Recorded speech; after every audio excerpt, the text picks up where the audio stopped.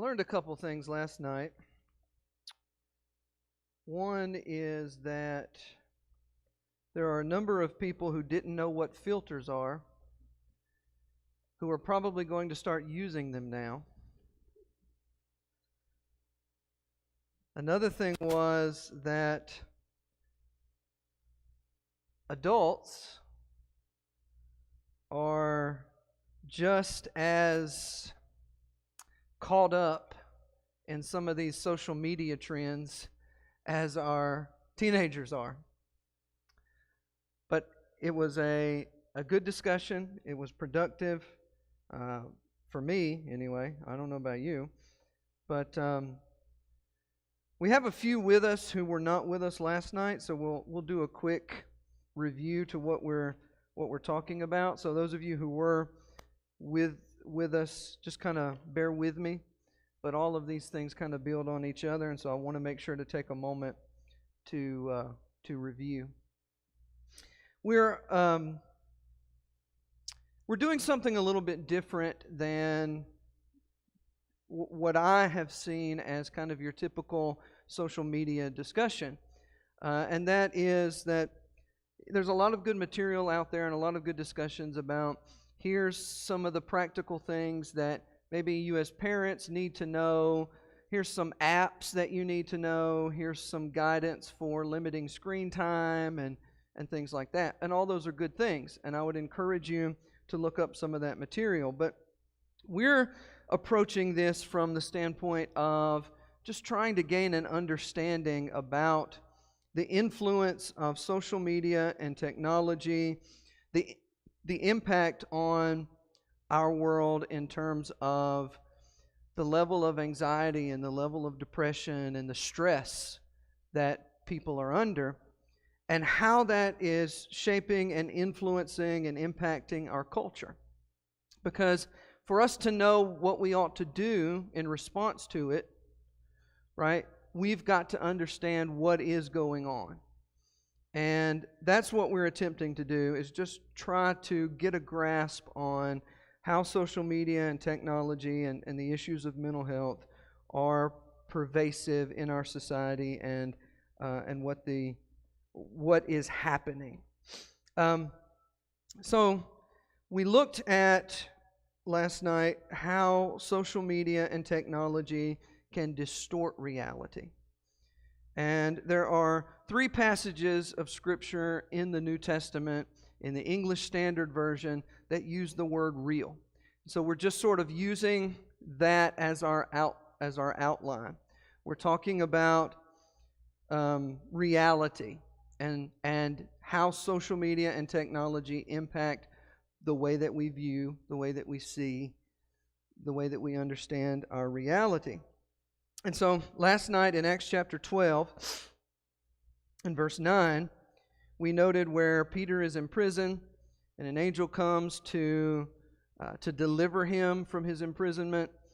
And at first, he's not sure if what's happening is real or if it's a vision, right? And we sort of likened that to, maybe you first wake up in the morning groggy, you're not sure exactly if you're dreaming still or if, right? And so it took Peter a minute once he's followed the angel and he's out of the prison. Oh, wait, right, this is real. And so we talked about the elements of social media use that have a tendency to make it difficult for us to distinguish real from vision or real from fake, right? And so we talked about filters, and we talked about how so much is put on social media that especially teenage girls are looking at, comparing themselves to, and it creates unrealistic expectations. And so we looked at a number of examples and kind of elements of that. A couple people after that study mentioned to me, I think maybe I should just stay off social media if that's what happens. And you might get that impression, and that might be a realistic decision for you to make for yourself or for your family. But our topic tonight will in some ways challenge that decision, because it is more complicated an issue sometimes than that. Again, it may be the right decision for you. It may be the right decision for your children and your family, but there are other elements to consider as well, right? That's what makes this whole thing complicated, is we can't just put this list of here's what you do, right? So we've got to try to understand what's going on so that we as individuals and as parents and in our families and in our ministries can start to make some of the decisions, right, about these things. And what is right, what's best for you, right, in your decision about use of social media may not be exactly the same decision that the next person needs to make. And that's what tonight's discussion is going to emphasize or bring about. Tonight's discussion is about how social media reconstructs reality. Reconstructs reality. And our passage is in Acts 22 and verse 30. Acts 22 and verse 30.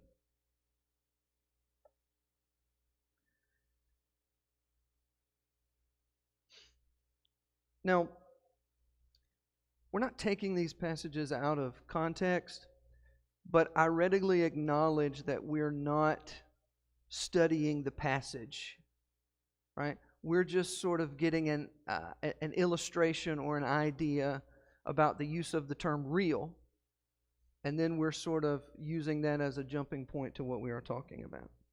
In Acts 22, Paul is brought before a Roman tribune. There are accusations that are made against him. It's not the only time that accusations are made against him, and of course he's not the only New Testament Christian that allegations were made against. So they take him. Verse 23, they were shouting, they were throwing off their cloaks, for flinging dust in the air. The tribune ordered him to be brought into the barracks, saying that he should be examined by flogging to find out why they were shouting against him like this. So there's this mob mentality.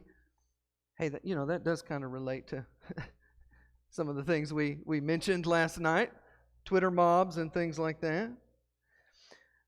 But when they stretched him out for the whips, verse 25 says, Paul said to the centurion who was standing by, "Is it lawful for you to flog a man who's a Roman citizen and uncondemned?" They didn't exactly know who they had. And, well, if he's a Roman citizen, you don't treat a Roman citizen the same way that you would treat a criminal who is not a citizen. There are certain rights that he has by being a citizen. And so when the centurion heard this, he went to the tribune. He said to him, "What are you about to do? For this man is a Roman citizen." So the tribune came and said to him, "Tell me, are you a Roman citizen?" He said, "Yes." The tribune answered, "I bought this citizenship for a large sum." "Oh, I'm a citizen too, but I purchased my citizenship." Paul said, "But I am a citizen by birth." So those who were about to examine him withdrew from him immediately. And the tribune also was afraid, for he realized that Paul was a Roman citizen and that he had bound him.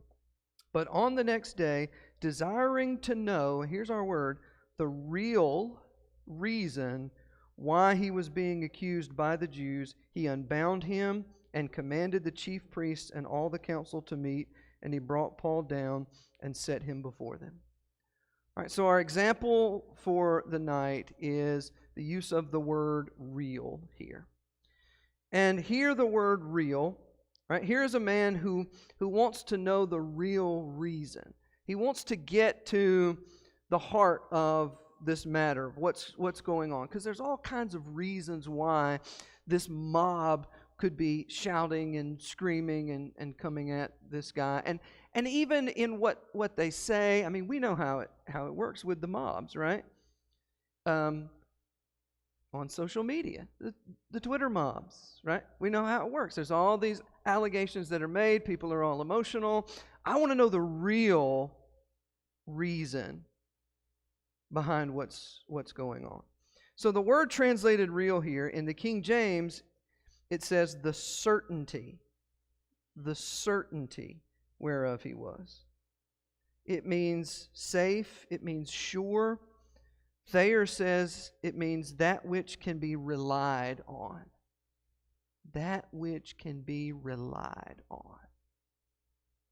All right, so let's think about social media versus or in regards to that which can be relied on.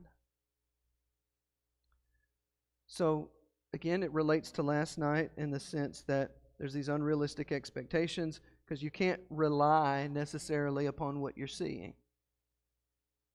But this is a little bit different in that social media, our world, social media and technology are such a part of our world that our world is changing and adapting to them. Right? They are a part of our reality. So, a lot of the studies that I mentioned to you last night that emphasize or that kind of show the connection between heavy social media use and some of these mental health problems like increases in anxiety and depression, most of them look at the issue of social media in terms of your use, in terms of your screen time, or the amount of hours per day. And so when they talk about heavy social media use, they're talking about the people that spend more hours on social media than others. And different studies say different things. For teens, some are as small as 2 hours a day, which is still very significant when you think about all the other things that you could be doing in those 2 hours and how busy their schedules are anyway. And some studies say more. It just depends on the sample that they take. And adults are not too far behind that. There's just a difference in which social medias that we're using. But most of those studies go, okay, look, it correlates that the more social media use, the higher the risk of the anxiety and the depression. But that's a very simplistic way of looking at and measuring the impact of social media. What that doesn't take into account is that social media does not act just on those who consume it. Social media does not act just on those who consume it. It has radically transformed the nature of peer relationships, family relationships, and daily activities. Now, this shouldn't be too much of a surprise to us because technology advancements have always done that for us, right? I mean, we're enjoying the air conditioning, right? Well, it used to be the case that the reality was you just dealt with the heat, or you came up with other ways to construct buildings so that airflow would be maximized and you'd be cooled that way. But now, most of us don't even really grasp a life without the convenience of air conditioning, or electricity, or lights, or automobiles. And you think about how much our world has changed just because of the ease, comfort, and availability of transportation. Even just thinking about the church, right? It used to be that here's a community, and here's the church. It's the center of that community, and here's their their shops and their stores and it is just here like this. And then, you might have a few miles across the river, another community and a church there. And now it's nothing for us to jump in the car and drive 30 minutes, a number of miles to get somewhere. And so we're not tied to the church here in this community. We can choose to go worship at the church in the next community, the one 30 minutes over here, because it's just so convenient. So that has changed the reality of the world that we live in. So we get it with those things. And look, a lot of that has been wonderful. It's been great, right? I mean, I'm thankful for air conditioning. I'm thankful for the ability to jump in the car and in just a few hours I can visit the mountains, or I can visit the beach, right? And the convenience of all of that. Healthcare, right? All of the advancements that have been made in technology that just allow for the standard of living that we have. But what that means is our way of life, reality, gets created and gets shaped by those things. You can say, well, I'm not going to participate in the latest technology. You can say, I'm not going to be on social media. And again, that's your right to do. But you still need to be aware of the fact that it's still going to affect you, because it is shaping the world around you. It is creating the society and the culture that we now live in. So you can't escape it. And so, for example, as I mentioned last night, all of these increase in anxiety and depression that can be connected to social media use is impacting girls more than boys, probably because of just the nature of teenage girl relationships. If you, in response to that, decided to say, okay, well, no social media for this teenage girl, and you said, and again, look, maybe that's appropriate, but it's just bear with me. Maybe that was the decision that you made. She is now also at risk for increased anxiety and depression due to being disconnected from her peer group. Because the primary connection that teenagers have in our world today is the social media connection. And it is the case that many of them keep up with, plan activities, right, through social media. Whereas in years past, we were used to picking up the phone, or even used to texting. The most common form of communication for teenagers doesn't involve a phone call, doesn't even involve a text anymore. It's communication on social media, for better or worse. So it's not as simple as, okay, we'll solve the problem by going, you're not on social media. Because now we have a disconnection issue, because social media is changing the way that we do relationships.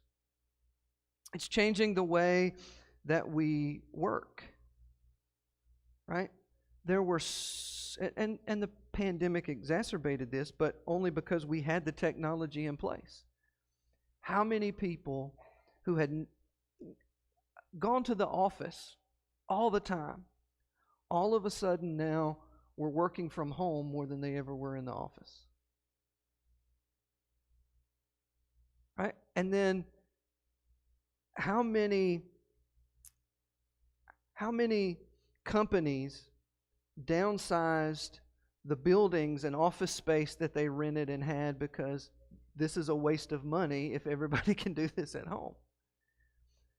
It's just the technology and the social media of today is just changing the nature of our reality. It's changing the world around us. Can you think of any other examples or any other ways in which today's technology, social media, is actually changing the world around us?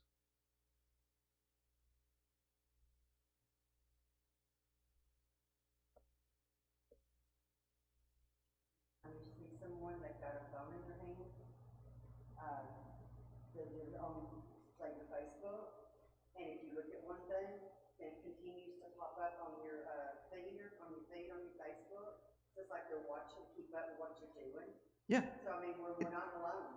It's a rabbit hole, and you are never alone, Never. right? Because we always have this. Right. We're connected to something Right. in some way by this. But it's changing the way that we define community, right? Because it used to be that your community was limited in many ways geographically, right? These were the people you saw every day. These were the people you interacted every day. These were the people you went to for help. This was your community. Your teenagers don't understand the word community in that same way. A community to them is who they're connected to digitally. That's their community. And so what happens is you can have a teenager here in Walker County, Alabama, that ends up having more in common with a teenager in India than he has in common with the teenager across the street. Because there's not community here. The community is digital, and those two have found similar interests, and those two have connected, and those two have gone down the same rabbit holes of algorithms and interests, and those two have more in common than this kid does with the kid across the street. So it's just changing the way we think about community and relationships and connections. You ask kids how many friends they have, and they no longer are counting the people that they play ball with and the people they go to school with. They're counting how many followers they have on social media.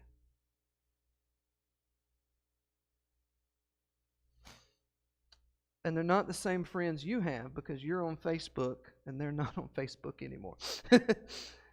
Because we got on Facebook and so they left it.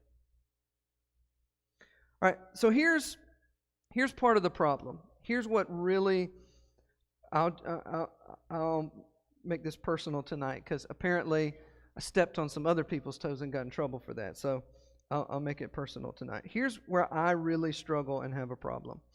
And that is that, yes, social media and technology is creating the world around us, but it is also creating it so much more rapidly than it ever has before. Because what used to be the case is the light bulb was invented. And then it took some time for it to be used here.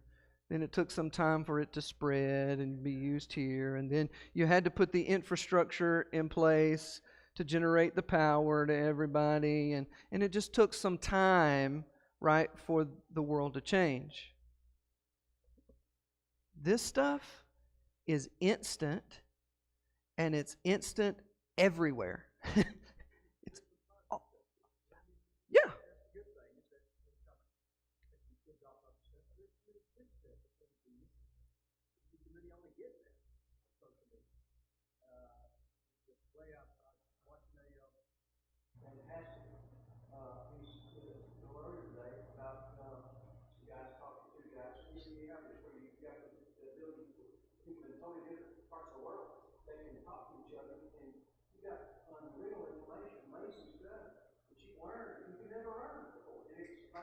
Yeah.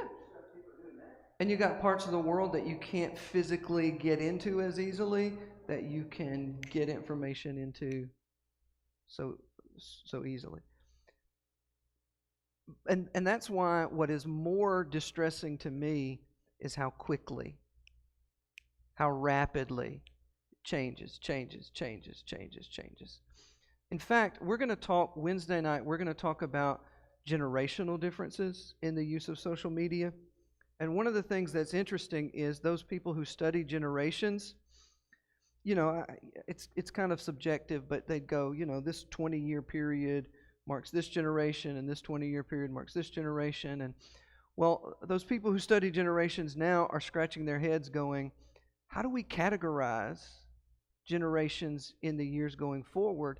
Because so much can change in 5 years. That this group for 5 years doesn't have anything in common with the next group of 5 years. It just, right, because it's going so quickly. And here's what I know about change. I know that change, whether good or bad, is stressful. Change, whether good or bad, is stressful. Remember, our word real here is about surety, certainty. We live in a world that I don't know what tomorrow is going to look like because things change so quickly. I don't know what 5 years is going to look like because things change so quickly. And when you have that level of uncertainty for a whole society, for a whole culture, then you have a cultural level of heightened anxiety.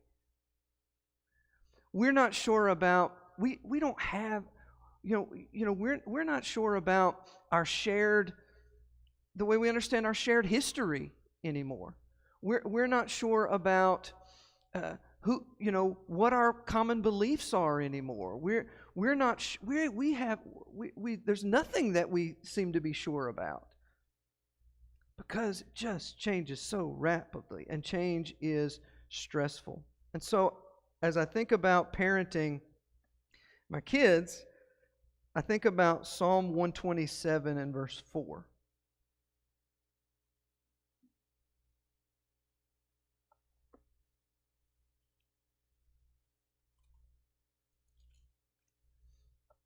It's pretty straightforward, right? Children are like arrows in the hand of a warrior. They're like arrows in the hand of a warrior are the children of one's youth. Well, several months ago, played archery tag for the first time. And archery tag is, you get this bow, right? It's a real bow. And this real arrow, but it's got this marshmallow on the front. And you get to shoot people. You shoot each other with it. It's fantastic. But then I think about my kiddos are arrows, and I'm the archer. And I'm not too bad in archery tag. But this is a more serious game. How do you hit a moving target, however? Now, I know what I need to teach my children in terms of the foundational truths of God's Word. But here's what I struggle with. How do I equip my kids for the practical aspects of their future in this culture, in this society, when it changes so quickly? What in the world am I aiming at? Right? It was the case when I graduated high school a couple of years ago, that most everybody just went to college. Well, now trade school stuff is ramping back up. College is absolutely expensive, and people are saddled with student loan debt.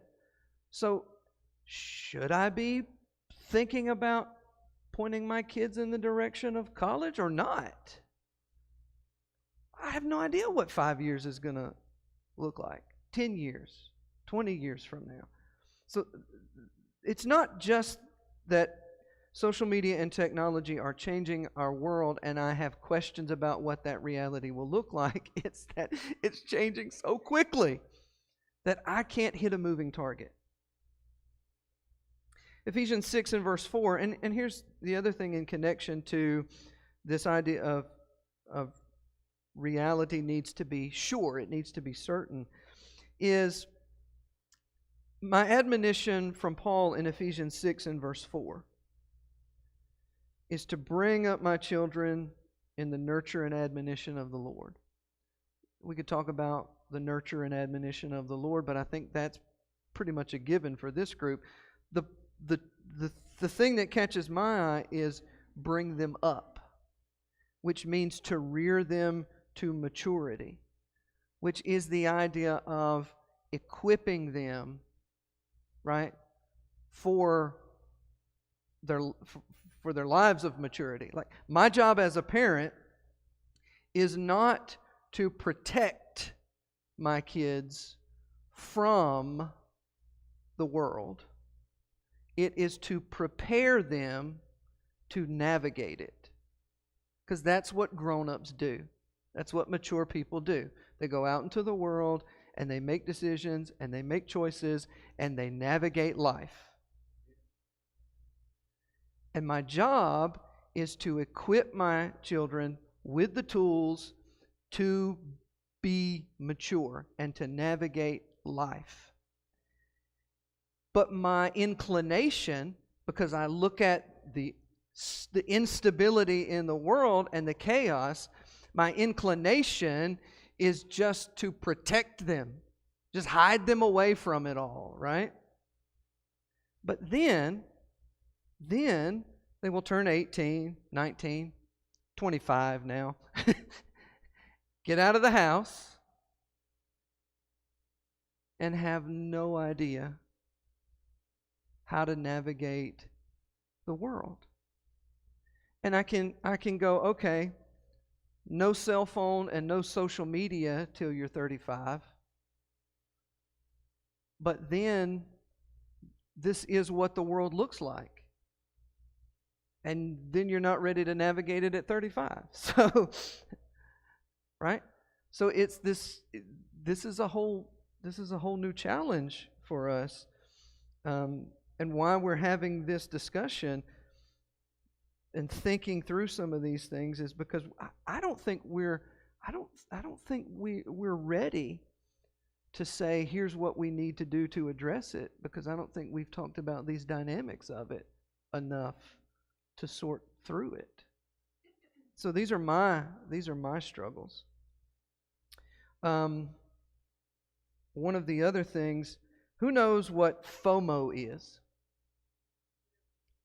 Fear of missing out. FOMO, fear of missing out. Do you get notifications? Bing! When somebody posts something on Facebook, or somebody likes your photo, or somebody likes your post, or, some people have it set for emails. Oh, that would be horrible if I set a notification to go off every time I got an email. Most of them are junk anyway, right? But if your teenagers they have a phone and they're on social media and they're getting notifications, the phone's like playing jingle bells. Ding, ding, ding, ding, ding, ding. It's just they're going off like crazy. And I got a Snapchat, I got an Instagram, there's a new TikTok to keep up with. It's just, and you can't not pick it up and look at it if you get that notification. So here's one thing I would practically suggest. Turn off notifications.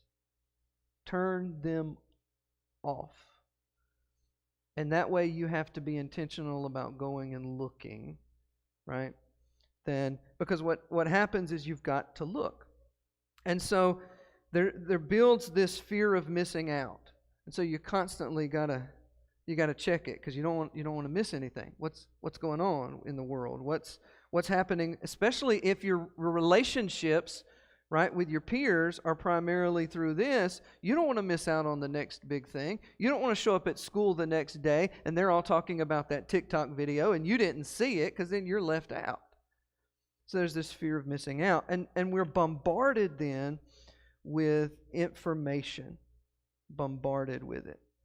So look at Luke chapter 10. Look at Luke chapter 10.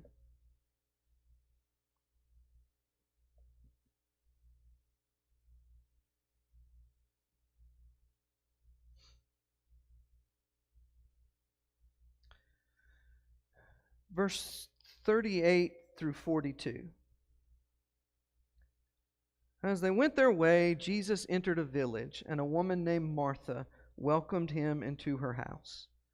She had a sister called Mary, who sat at the Lord's feet and listened to his teaching. But Martha was distracted with much serving, and she went up to him and said, "Lord, do you not care that my sister has left me to serve alone? Tell her then to help me." But the Lord answered her, "Martha, Martha, you are anxious and troubled about many things." Does that phrase not describe what we're talking about? With this fear of missing out and all of this uncertainty that we've been talking about? That's the deal. We are a society that is anxious and troubled about many things. And it's constantly bombarding us. But Jesus says one thing is necessary. Mary has chosen the good portion, which will not be taken from her. One thing is necessary. We'll come back to that in a minute. Go ahead. Yeah. But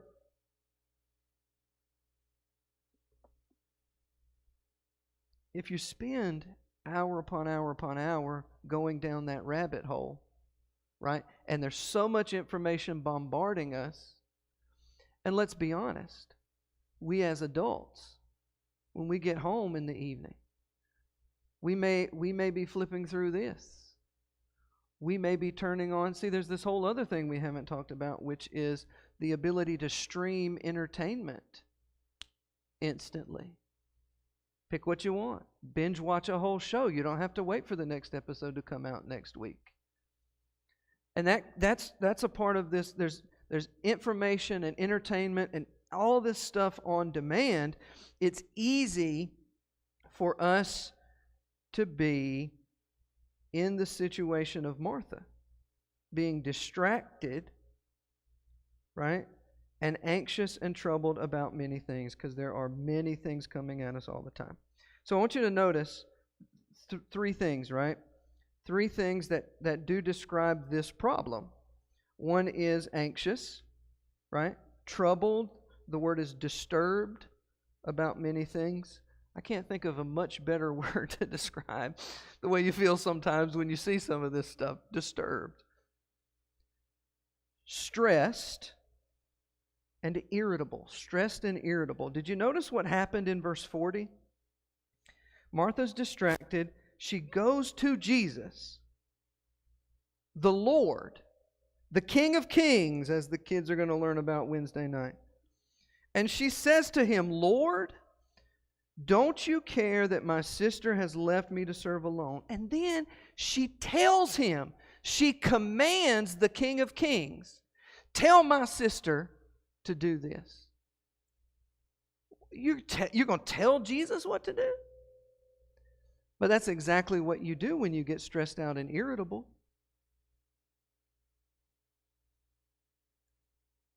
And what's happening in our world with our FOMO and our bombardment of information is that, number three, we are missing what's most important. We are distracted from the one thing that's most important. Think about this.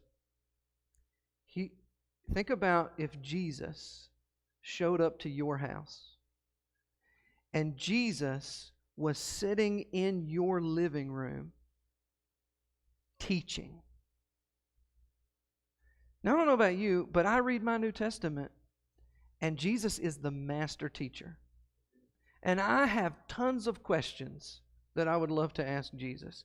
And I can't even imagine what it would be like to be in the presence of Jesus teaching. Think about Jesus presenting the Sermon on the Mount. And here he is in my living room teaching. And I'm sitting over in the corner checking my Facebook or my Instagram. Or I'm turning on Netflix to binge watch the latest season of Stranger Things. Or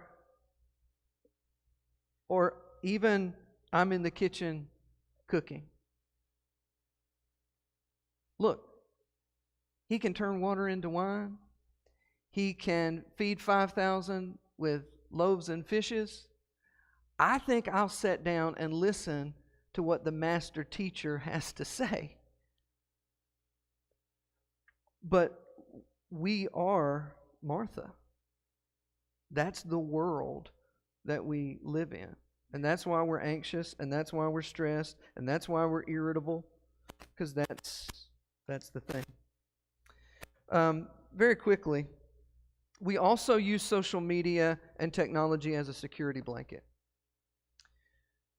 I do this because I'm an introvert.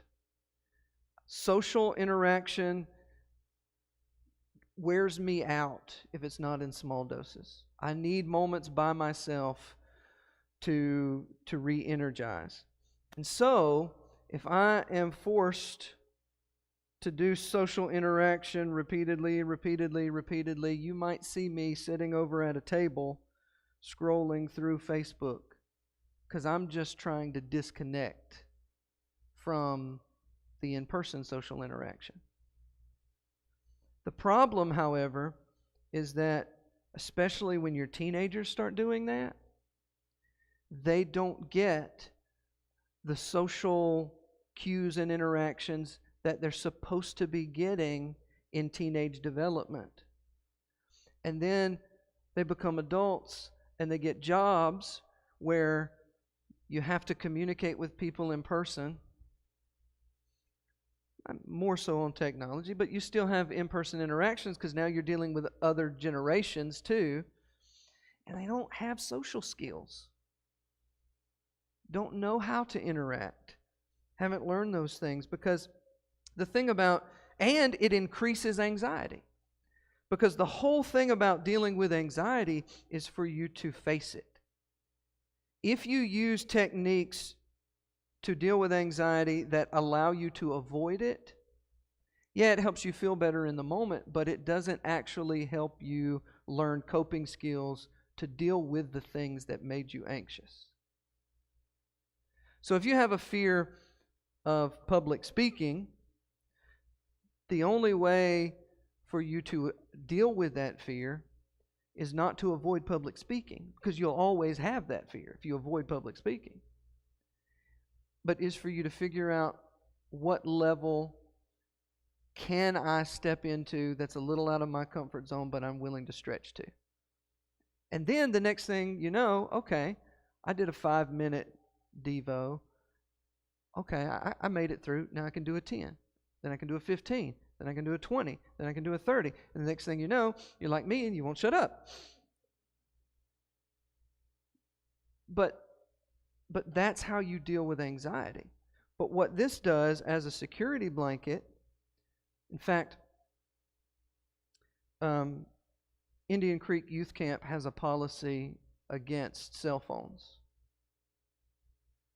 But one week, one kid got to keep her cell phone because of her anxiety. Now, that's not my decision to make. That's somebody else's decision to make. I don't know all the details of it.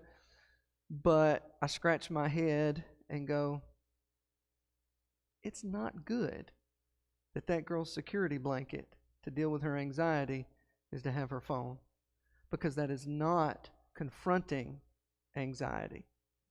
That's not helping you learn coping skills to move forward. The other thing, a couple of passages, Psalm 46 and verse 10, it's real simple. Be still and know. Right? A lot of the things that you're going to find when you look at some of those practical tips for parenting with social media is limit screen time. But I've got to be better about limiting screen time. Right? And about when I'm using my screen. Isaiah 40 verse 31, wait upon the Lord. Psalm 119 verse 15, meditate on your precepts. This is a big deal. Our world is changing by social media and technology, and we're getting caught up in it, and we're anxious and distressed about so many things, and we've got to find a way to stop and unplug and focus on what's important and make sure we teach our young people what's important. How do I do that? 3 practical ideas. Number 1, be focused and purposeful. Be focused and purposeful. And again, this is what we do. We don't think about it. This is just natural. It's just normal. It's natural. So you got to find a way to be focused and be purposeful. What are you spending your time doing? What are you doing with your kids? The second thing is say no. Learn how to say no. And I'm just talking about as a parent to our kids, which we have to do. But I'm talking about just if your world is moving so quickly and you're doing so many things and you're involved in so much that you are Martha, then say no to something. Right? I know you have a fear of missing out, but it's okay. The world will continue to revolve, right? Say no so that you can focus on what's most important. Number 3, find ways to escape the ruts that we fall into. That is, break up the routine, right? If I'm in the habit of coming home at the end of the day, and this is the time period where I just sit down and zone out and scroll through Facebook, then my social media activity becomes routine. It becomes a rut. That may need to be broken up, right? Because I'm wanting to be more intentional. I'm wanting to be purposeful. So I have to find ways to break up that rut. Especially is that the case if I'm using it right as that security blanket or an avoidance technique, because it's this rabbit hole that you go down, right? I use it to address my anxiety, but that doesn't actually work. So I come across something that creates more anxiety in me, but this is my go-to anxiety reliever, but it creates anxiety. You just spiral down this rabbit hole. So you got to break up the routine. So all in all, the world is not slowing down for us. It's changing rapidly. So we have to be intentional about slowing down. Slowing ourselves down, slowing our families down, so we can focus on what's important.